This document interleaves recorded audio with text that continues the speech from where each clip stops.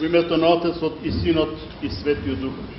Драги браќи и сестри, денеска Светата православна црква, кој што знаете, ги прославуваме свети 15 верополските маченици. Се поставува прашање за каква цел и зошто ние луѓе доаѓаме во светите храмови.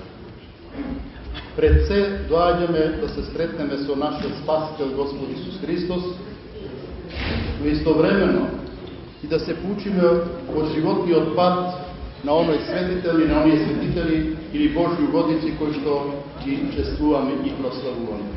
Денеска прославуваме 15 верополски маченици. Па се поставува прашање дали е потребно да се уподобиме, односно да бидеме и ние спасени, само маченичкиот пат е пат по кој што можеме да се спасиме. На тоа Светата Црква ни одговара дека не е само маченичното пат преку кој ние како христијани можеме да се спасиме. Има и други патишта по кои што сме повикани ние, кои што немаме мачители, кои што немаме гонители, а сме повикани да го следиме нашиот Спасител Господа Исус Христа, а преку неговото следење, преку неговиот пат, преку неговата наука сме повикани да бидеме спасени.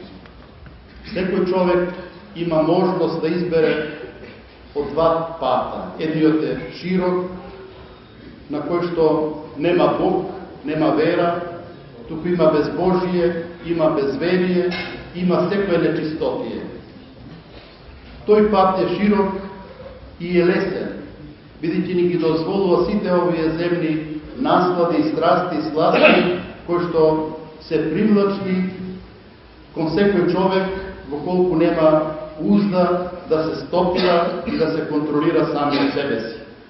Но тој пат ќе не носи и ќе не води нечестивиот, кој што, како што вели апостол Павле, односно апостол Петар, кој што вели рика, како лав во пустиња, барајќи некого да го проглота.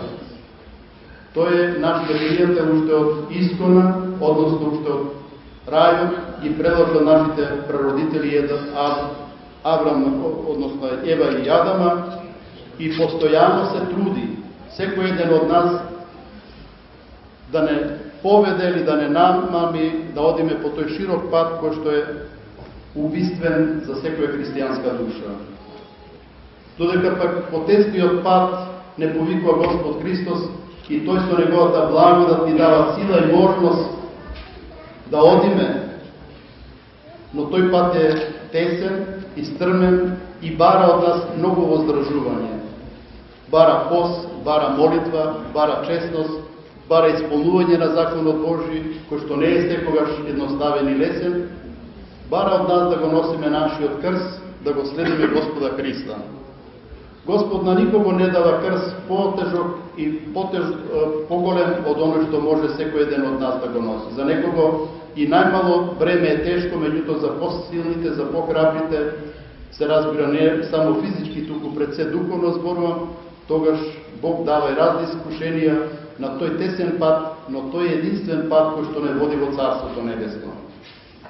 Денеска од нас никој не бара да ги жртвуваме нашите живот, бидејќи немаме мачители, немаме гонители, немаме убици, кои што физички не уништуват или ни попречуват да го следиме Господа Христа. Но тоа не значи дека ако доаѓаме само во црква, ако запалиме свеќа или дадеме некој прилог на светиот храм или на светиот манастир, дека со тоа сме исполниле волјата и потребата што од нас Господ и црквата го бара од нас. Потребно е наше исповедување, наше покаяние и наше очистување. Ако сакаме да се сретнеме со Господа Христа, драги браќи и сестри, потребно е да се очистиме.